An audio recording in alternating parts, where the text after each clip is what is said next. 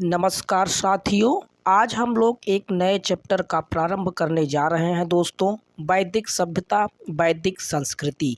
इसमें हम लोग महत्वपूर्ण बातों को पढ़ेंगे दोस्तों। आप इस बात को ध्यान रखिए कि पूरा वैदिक कालीन साहित्यिक इतिहासों पर लिखा गया है दोस्तों। वैदिक काल में लिखी गए जो हमारे वेद हैं उन्हीं पर ये सारी महत्वपूर्ण रचना प्रश्न आपको मिलेंगे। लगातार इन पर क्वेश्चन पूछे जाते हैं दोस्तों, तो सारी चीज़ें इसमें आपको मिलने वाली हैं। चलिए दोस्तों, वीडियो को प्रारंभ करते हैं और उन सभी महत्वपूर्ण बातों को हम लोग पढ़ते हैं। पहला दोस्तों आप देखिए, पूर्व वैदिक सभ्यता। इसमें आप पढ़ेंगे दोस्तों, इसके दो भाग में इसको बांटा गया है। तो सबसे पहले ऋग्वैदिक काल या वैदिक कालीन सभ्यता, पूर्व वैदिक सभ्यता को हम लोग पढ़ेंगे। तो आप ध्यान दीजिए दोस्तों, स्क्रीन पर आपको दिख रहा है पूर्व वैदिक सभ्यता। इसमें है भारत में सैंधव संस्कृति के पश्चात जिस नवीन सभ्यता का विकास हुआ उसे क्या कहते हैं। तो आपको इसके पहले सिंधु सभ्यता या सैंधव संस्कृति या सैंधव सभ्यता, हड़प्पा सभ्यता के बारे में कई वीडियो डाले गए हैं। अगर आपने नहीं देखा है साथियों तो जाके आप देखें, वहाँ से आपको सारी महत्वपूर्ण बातें सैंधव सभ्यता से मिल जाएंगी। अब पढ़ते हैं इसके बाद वैदिक सभ्यता या आर्य सभ्यता का विकास उसके बाद भारत पे प्रारंभ हुआ। इसकी समय सीमा आप पढ़ेंगे आगे दोस्तों। वैदिक सभ्यता के जनक किसे माना जाता है, तो आर्यों को वैदिक सभ्यता का जनक माना जाता है। आर्यों के इतिहास मुख्यतः किससे ज्ञात होता है दोस्तों, तो वेदों से ज्ञात होता है। 4 वेद लिखे गए, उन्हीं से आर्यों का इतिहास हमें पता चलता है। वेद का क्या अर्थ होता है, ध्यान दीजिए मित्रों, वेद का अर्थ होता है ज्ञान। आप इस बात को याद रखें, वेद का अर्थ होता है ज्ञान। आगे महत्वपूर्ण बातें हम लोग जानते हैं दोस्तों कि इसमें और क्या क्या है। दिया गया है दोस्तों कि वेदों को और क्या कहा जाता है। ध्यान दीजिए दोस्तों, वेदों को अपौरुषेय, श्रुति और ध्वनि उच्चारित कहा जाता है।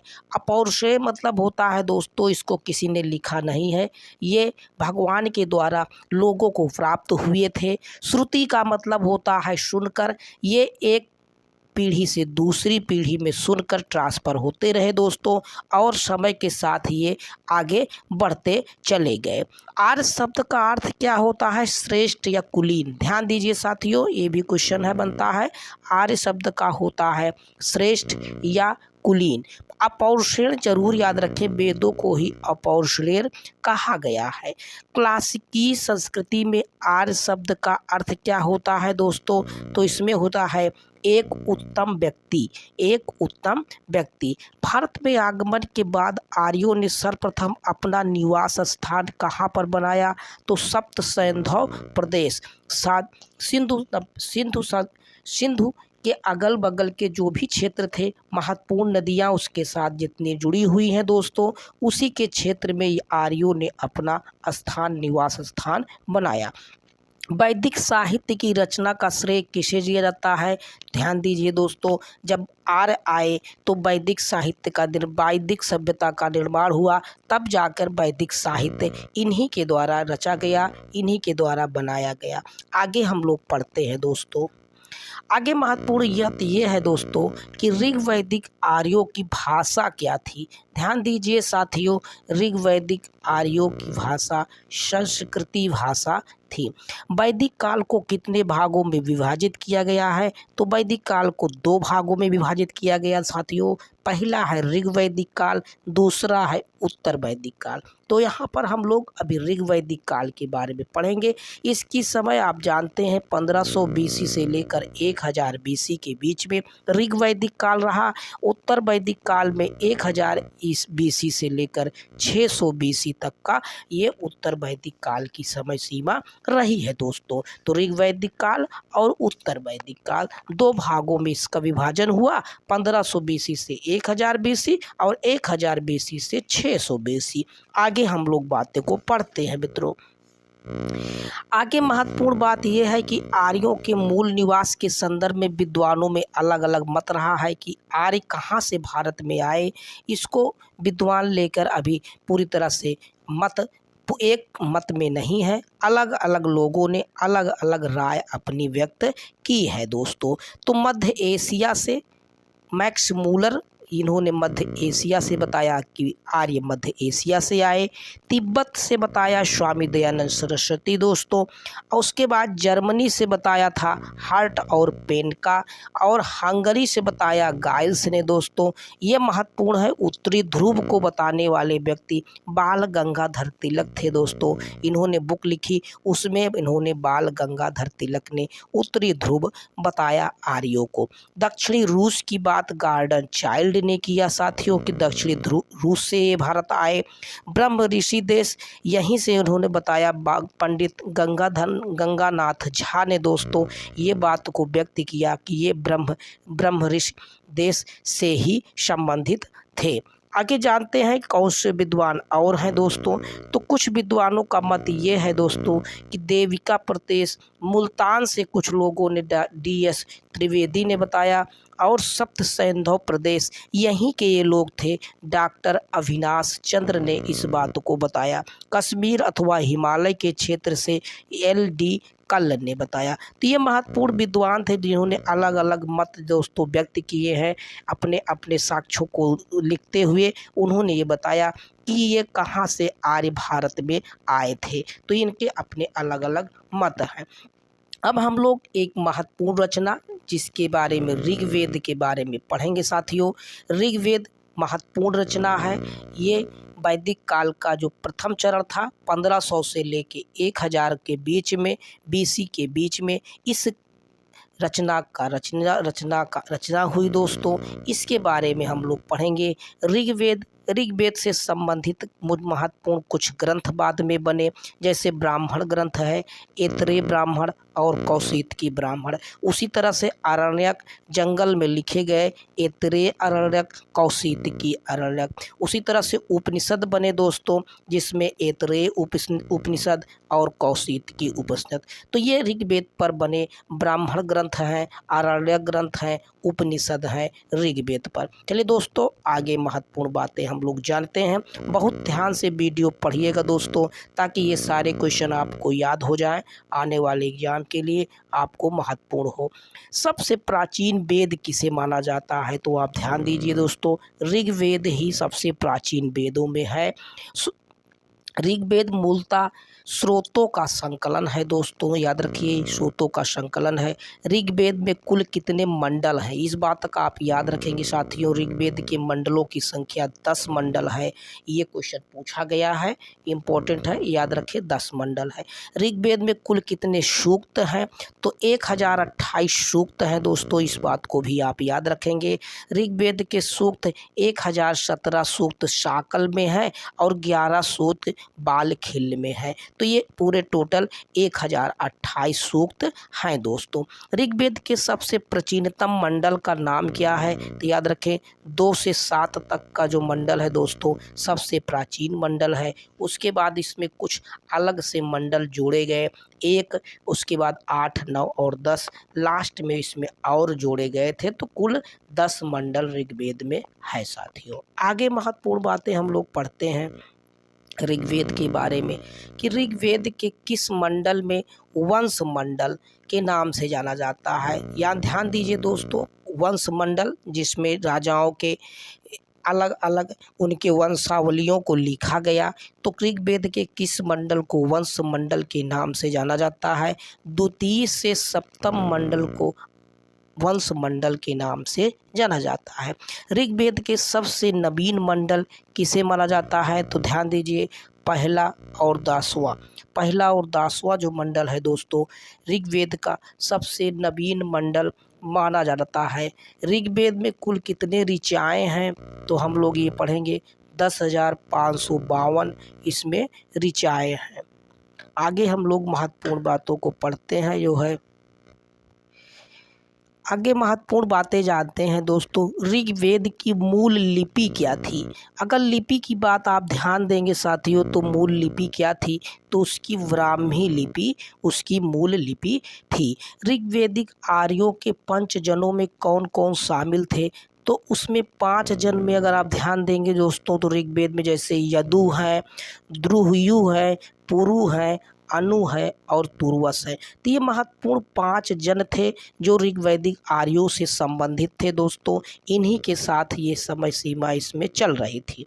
आगे महत्वपूर्ण बात ये है दोस्तों कि ऋग्वैदिक भरतों ने अधिवास किस क्षेत्र को बनाया और रहने का क्षेत्र ऋग्वैदिक जो भारत के लोग थे वो कहाँ रहना प्रारंभ किए, तो सरस्वती घाटी क्षेत्र या सप्त सैंधव प्रदेश को उन्होंने अपना ऋग्वैदिक अधिवास को बनाया। ऋग्वेद के किस मंडल का प्रथम सूक्त किस देवता को प्रारंभ होता है, तो ध्यान दीजिए दोस्तों, सर्वप्रथम अग्नि से ऋग्वेद का पहला मंडल प्रारंभ होता है और पहला सूक्त और प्रथम मंडल से ही अग्नि से शुरू होता है।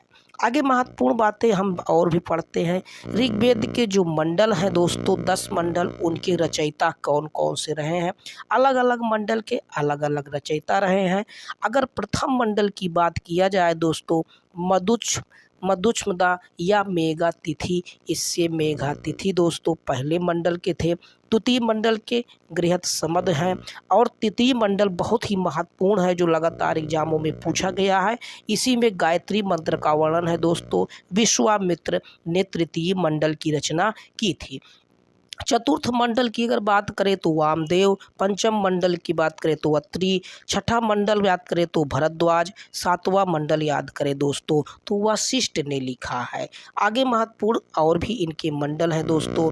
अगर 8वां मंडल आप देखेंगे तो कण्व और अंगिरस ऋषि ने लिखा है और 9वें मंडल में सोम देवता और अन्य ऋषि लिखे हैं। 10वां मंडल याद रखें दोस्तों, इसी में चतुर्वर्ण की व्यवस्था की गई जिसमें बिमदा, सची, इंद्र और अन्य लोगों ने मिलकर इसकी रचना की थी साथियों। तो ये महत्वपूर्ण इसके 10 मंडल थे ऋग्वेद के, आप इसको याद रखें। इसमें कुछ मंडल जैसे गायत्री मंत्र कौन से मंडल में है, तो तीसरे मंडल में विश्वामित्र ने लिखा। 10वें मंडल को पुरुष सूक्त में दोस्तों, इसमें महत्वपूर्ण बात ये चतुर्वर्ण की बात कही गई। आगे महत्वपूर्ण बात हम और भी पढ़ते हैं, राजनीतिक संगठन वैदिक काल का कैसा रहा। तो आर्यों की प्रशासनिक इकाई का क्रम अगर आप देखेंगे तो कैसे उनका शासन व्यवस्था, कैसे वो राजनीतिक व्यवस्था चलाते थे, तो सबसे छोटा दो आप याद रखेंगे दोस्तों, कुल, जिसे हम लोग परिवार कहते हैं। परिवार का एक मुखिया होता है, जैसे पिता आज के समय में होते हैं वैसे उस समय मुखिया को गृहपति कहा जाता था। उसके बाद कई परिवारों को मिलकर कुछ ग्राम बने, ग्राम के मुखिया को ग्रामणी कहा गया। फिर कुछ ग्राम को मिलाकर विश्व बना दोस्तों, इसमें मुखिया को विश्वपति कहा गया। अगर इसमें विश्व को मिलाकर जन बने और जन के मुखिया को जनपति कहा गया और सभी जन को मिलाकर एक राष्ट्र का निर्माण हुआ दोस्तों, जिसमें एक राजा रहा करते थे और उन्हें से शासन व्यवस्था चलती थी। ऋग्वैदिक काल का प्रशासनिक क्रम अगर किस प्रकार का था तो आप देखेंगे, पहले राजा थे दोस्तों, उसके बाद उसके नीचे पुरोहित थे, फिर विश्वपति थे, फिर ग्रामणी थे, फिर कुलप थे। तो ये महत्वपूर्ण थे जो प्रशासनिक क्रम में शासन व्यवस्था को चलाते थे। तो सबसे पहले राजा थे, सर्वश्रेष्ठ पद पर राजा बैठते थे, उनके नीचे पुरोहित थे। तो ये दोनों बातें आप याद रखेंगे। और सबसे छोटा कुलप या परिवार या कुलपति गृहपति होते थे दोस्तों। आगे महत्वपूर्ण बातें हम लोग पढ़ते हैं। आगे महत्वपूर्ण बात यह है दोस्तों कि ऋग्वैदिक कालीन कबीलों के प्रमुख को क्या कहा जाता था, तो कबीलों के प्रमुख को दोस्तों गोप, जनस्व गोपा या राजा कहा जाता था। राजा के निर्वाचन से संबंधित सूक्त किस वेद में पाए गए हैं, तो राजा से संबंध निर्वाचन की जब बात होती थी तो ये सूक्त दोस्तों ऋग्वेद में ही मिल जाएंगे आपको। ऋग्वैदिक काल में राजा के पदाधिकारियों में प्रमुखतम कौन था, इस बात को याद रखें, क्वेश्चन पूछा गया है। तो सबसे प्रमुख अगर राजा के ऋग्वैदिक प्रमुखतम थे पदाधिकारी तो वो पुरोहित दूसरे नंबर पे थे राजा के बाद। पूर्व वैदिक काल में राजा पर नियंत्रण रखने के लिए 2 महत्वपूर्ण संस्था थी दोस्तों, जिसका नाम सभा और समिति था। ये महत्वपूर्ण सभाएं राजा पर नियंत्रण का रखती थी दोस्तों। ऋग्वैदिक कालीन आर्यों का ग्राम्य साम्यता क्या इंगित करता है तो स्वजनों के एक समूह को यह इंगित करता है। आगे महत्वपूर्ण बात देखते हैं दोस्तों, ऋग वैदिक काल में कौन से जनतांत्रिक संस्थाएं थी। ध्यान दीजिए दोस्तों, लोगों की एक महत्वपूर्ण संस्थाएं कुछ थी, जैसे 4 संस्थाएं प्रमुख हैं ऋग्वेद काल में ये दोस्तों थी, जैसे सभा है, समिति है, गण है और विदत है। तो ये महत्वपूर्ण 4 सभाएं थी। जनतंत्र नॉर्मल लोगों का, सभी लोग इसमें इकट्ठा होकर राजा को अपना मार्गदर्शन करते थे और उन पर नियंत्रण रखते थे। तो ये महत्वपूर्ण 4 संस्थाएं थी। वैदिक युग की सर्वाधिक प्राचीन संस्था कौन थी अगर आप कहेंगे दोस्तों इसमें, तो विदत सबसे प्राचीन संस्था थी। युद्ध के लिए ऋग्वेद में किस शब्द का प्रयोग किया गया है, तो युद्ध के लिए ऋग्वेद में गविष्टि शब्द का प्रयोग हुआ है दोस्तों। ऋग्वेद कालीन सभा और समिति के संदर्भ में अगर सही कथन देखा जाए तो सभा में दोस्तों विशिष्ट वर्ग का प्रतिनिधित्व करती थी। इसमें बुद्धिजीवी वर्ग क्षेत्र के बैठते थे और वो अपनी राय व्यक्त करते थे। जबकि अगर समिति की बात किया जाए तो सामान्य वर्ग या प्रतिनिधित्व इसमें करते थे, नॉर्मल लोग इसमें बैठते थे और वो अपने अनुभव को इसमें शेयर करते थे। चलिए दोस्तों आगे महत्वपूर्ण बातों को जानते हैं। सभा और समिति को आप याद रखेंगे। ऋग्वेद में वशिष्ठ, याद रखें, वशिष्ठ को किसके पुरोहित के रूप में प्रस्तुत किया गया है, तो वशिष्ठ भरतों, राजा सुदास भरतों से संबंधित थे, उसमें गुरु वशिष्ठ ऋषिवेद में संबंधित है। ऋग्वैदिक काल में चारागाह पर नियंत्रण रखने वाले अधिकारी को क्या कहा जाता था, तो उसे व्राजपति, चारागाह पर ये नियंत्रण करने वाला अधिकारी व्राजपति था। आगे महत्वपूर्ण बातें हम लोग जानते हैं दोस्तों, ऋग्वैदिक राजा को कोई प्रशासनिक तंत्र नहीं रखता था। तो ऋग्वैदिक राजा दोस्तों उस समय कोई शासन तंत्र उनके पास नहीं रहते थे, क्योंकि ऋग्वैदिक अर्थव्यवस्था इसके लिए उपयुक्त नहीं थी उस समय, तो ये कोई नहीं रखते थे। इंद्र महाअभिषेक का वर्णन किस वेद में किया गया है, तो इंद्र महाअभिषेक का वर्णन ऋग्वेद में है। राजा सुदास जिसके विषय में ऋग्वेद में वर्णन किया गया है वह किस जन से संबंधित थे, तो त्रिशु जन से संबंधित थे। ऊपर हमने 5 जन को पढ़ा, उसमें त्रिशु जन से ये राजा सुदास संबंधित थे दोस्तों। तो इस बात को आप याद रखेंगे, इंपॉर्टेंट क्वेश्चन है, ये लगातार क्वेश्चन पूछा गया है कि राजा सुदास किस जन से संबंधित थे, तो वो त्रिशु जन से संबंधित थे। ऋग्वेद में उल्लिखित प्रसिद्ध 10 राजाओं का युद्ध किस नदी के तट पर हुआ है या लड़ा गया है, बहुत ही इंपॉर्टेंट क्वेश्चन है, इस पे डबल स्टार लगाएं दोस्तों। क्वेश्चन पूछा जाता है कि 10 राग या 10 राजाओं का जो युद्ध हुआ वो किस नदी पर हुआ, तो पौरुषवी रावी आदि रावी है। प्राचीन काल में इसका नाम पौरुषवी था। ये पाकिस्तान का जो पंजाब प्रांत है उसी क्षेत्र पर ये नदी के किनारे ये युद्ध हुआ था साथियों। आगे हम लोग महत्वपूर्ण बातों को पढ़ते हैं। आगे महत्वपूर्ण बात ये निकल कर आती है दोस्तों कि ऋग्वैदिक काल में सेना का स्वरूप कैसा था। तो ध्यान दीजिए दोस्तों, वो लोग कोई नियमित या स्थायी सेना का नहीं रखते थे। ऐसे ही सेना उनके यहाँ जो जन थे वो आते थे, अपनी अपनी सेना लेके एक साथ इकट्ठे होकर युद्ध किया करते थे। ऋग्वैदिक काल में राजा युद्ध के दौरान किन कबायली टोलियों को सेना के रूप में शामिल कर लेता था, तो ध्यान दीजिए दोस्तों, जैसे व्रात है, गढ़ है, ग्राम है और शर्द है, इनसे संबंधित जो भी सेनाएं थी वो आके कबायली टोलियों में शामिल होकर युद्ध किया करती थी। सुदास के विरुद्ध ऋग्वेद में वर्णित 10 राजाओं का युद्ध किसके नेतृत्व में लड़ा गया था, तो याद रखें दोस्तों, विश्वामित्र के नेतृत्व में ये लड़ा गया था। राजा सुदास ये पुरोहित को लेकर इसमें कुछ विवाद हुआ और उन्होंने, राजा सुदास ने वशिष्ठ, गुरु वशिष्ठ को अपना पुरोहित बनाया, तो विश्वामित्र 10 राजाओं के साथ युद्ध किए जिसमें राजा सुदास विजयी होते हैं दोस्तों। तो आप इस बात को इसमें याद रखेंगे। आगे महत्वपूर्ण बातें हम लोग पढ़ते हैं दोस्तों। ऐतरेय ब्राह्मण ऋग्वेद में वर्णित शासन व्यवस्था कैसी थी। ध्यान दीजिए दोस्तों, जब हम ऐतरेय ब्राह्मण में पढ़ते हैं तो अलग अलग क्षेत्र, अलग अलग शासन, अलग अलग उपाधियां थी। जैसे पूर्व की तरफ अगर हम देखेंगे दोस्तों तो उस समय साम्राज्य शासन था और वहाँ पे सम्राट हुआ करते थे। पश्चिम की तरफ देखेंगे तो स्वराज्य था और वहाँ पे स्वराट हुआ करते थे। उत्तर की ओर वैराज्य या विराट थे, दक्षिण की ओर भोज या भोज थे और मध्य की ओर राज्य या राजा थे। तो ये महत्वपूर्ण थे। अगर मध्य की तरफ देखेंगे तो राजा, दक्षिण की तरफ देखेंगे तो भोज, उत्तर की तरफ विराट, पश्चिम की तरफ स्वराट और पूर्व की तरफ सम्राट। तो ये महत्वपूर्ण उपाधियों के साथ ये लोग शासन व्यवस्था चलाते थे। अब हम लोग अगले टॉपिक पढ़ते हैं, ऋग्वैदिक समाज कैसा था। ऋग्वैदिक समाज, इसके बारे में हम लोग पढ़ेंगे। यहाँ पर लगातार इस पे क्वेश्चन बनते हैं।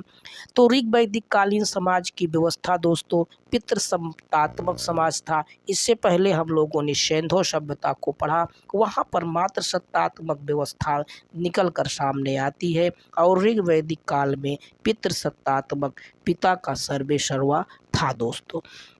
ऋग्वैदिक समाज का आधार क्या था? तो परिवार ही, जिन्हें कुल कहा जाता है, गृहपति, वही इनका आधार था। ऋग्वैदिक समाज की सबसे छोटी इकाई परिवार या कुल थी दोस्तों। ऋग्वैदिक काल में राज्य का आधार क्या था? कुल या परिवार ही आधार था। किस वैदिक ग्रंथ में वर्ण शब्द का सर्वप्रथम प्रयोग, वर्ण शब्द का प्रयोग किया गया दोस्तों? उसमें ऋग्वेद में सर्वप्रथम ऋग्वेद के 10वें मंडल के पुरुष सूक्त में वर्ण चतुर्वर्ण व्यवस्था की वर्णना की गई दोस्तों। आगे हम लोग बातों को जानते हैं। आगे महत्वपूर्ण बात यह है दोस्तों कि ऋग्वेद में पंचजन किसके द्योतक हैं? तो वो जो 5 जन मिले दोस्तों, वो आर्यों की 5 जनजातियाँ थी। अलग अलग जन से वो लोग संबंधित थे। गोत्र शब्द का सर्वप्रथम प्रयोग अगर देखेंगे साथियों तो ऋग्वेद में ही मिलता है। ऋग्वेद में स्त्रियों से संबंधित उल्लिखित सत्य कथन क्या है? तो आगे ध्यान देंगे, जो स्त्रियों से संबंधित थे, कन्याओं को अपने पति चुनने की पूर्ण स्वतंत्रता थी। जानिए दोस्तों, उन्हें अपने पति या विवाह करने की पूर्ण स्वतंत्रता थी। ऋग्वेद युग में बाल विवाह प्रचलित नहीं था। ये महत्वपूर्ण बुराई थी जो दोस्तों, बाल विवाह ऋग्वेदिक काल में नहीं था।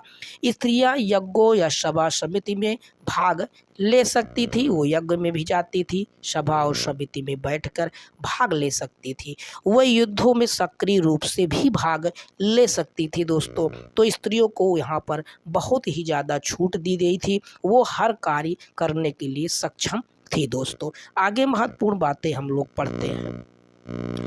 ऋग्वेद में आजीवन अविवाहित रहने वाली स्त्री को क्या कहा जाता था? वो इसमें जो भी स्त्री आजीवन शादी नहीं करती थी उस स्त्री को अमाजू कहा जाता था। ऋग्वेद में अन्य व्रत शब्द किस संदर्भ में प्रयुक्त किया गया है? तो दस्युओं के लिए अन्न व्रत कहा जाता था। इसमें कहा गया है, मैं कवि हूँ, मेरे पिता वैद्य हैं और मेरी माता अन्न पीसती है। इस कथन का वर्णन किस वेद में किया गया है? तो ये का वर्णन ऋग्वेद में वर्णन है दोस्तों। इससे ये प्रकट होता है कि एक परिवार के लोग अलग अलग व्यवसाय कर सकते थे। ये ऋग्वेद में था। ऋग्वेद में व्यवसाय ही महत्वपूर्ण था और उसमें अलग अलग लोग अलग अलग व्यवसाय करके अपना काम कर सकते थे। तो इसमें ये बातें कही गई हैं। आगे हम लोग पढ़ते हैं दोस्तों, गो अपहरण। गाय अपहरण के प्रसंग में ऋग्वेद में प्रमुख रूप से किसका नाम आता है? तो जो गाय का अपहरण करते थे, उनको ले जाते थे, वो पड़िया कहा गया है। ये लोग पड़ियों का ये लोग चोरी कर लिया करते थे गाय को। वर्ण व्यवस्था से संबंधित पुरुष सूक्त मूलतः ऋग्वेद के 10वें मंडल से संबंधित है, आप याद रखेंगे। ऋग्वैदिक युगीन वर्ण व्यवस्था जो बाद में जाति व्यवस्था में परिवर्तित हो गई। वर्ण की जाति में परिवर्तित होने का प्रमुख कारण क्या था दोस्तों? व्यवसाय का पैतृक हो जाना। पहले व्यवसाय था दोस्तों जिससे वर्ण निर्धारित हो जाते थे। जब ये पिता की तरफ चला गया। पिता एक व्यवसाय को करता था तो उसी तरह से ये जाति व्यवस्था की तरफ ये परिवर्तित हो गया। अलग अलग लोग व्यवसाय अलग अलग करते थे तो वर्ण व्यवस्था अलग अलग लोग से उससे संबंधित हो जाती थी। लेकिन जब पिता की तरफ चला गया, पिता एक ही वर्ण काम को करता था, एक ही व्यवसाय को करता था, तो जाति व्यवस्था में ये परिवर्तित हो गया। आगे महत्वपूर्ण बातें हम लोग पढ़ते हैं दोस्तों। दिया गया है कि ऋग वैदिक काल में आम जनमानस मनोरंजन के लिए क्या करता था। तो ऋग वैदिक काल में दोस्तों मनोरंजन के लिए वह तो नृत्य करते थे, संगीत होता था, रथ दौड़ होता था, घुड़दौड़, पाशा खेलना और दूत क्रीड़ा भी महत्वपूर्ण उस समय थी दोस्तों। पुनर्विवाहित स्त्री के लिए पुनर्भू शब्द का प्रयोग सर्वप्रथम ऋग्वेद में ही किया गया है। जो पुनर्शादी कर लेती थी उन्हें ऋग्वेद में पुनर्भू कहा गया है।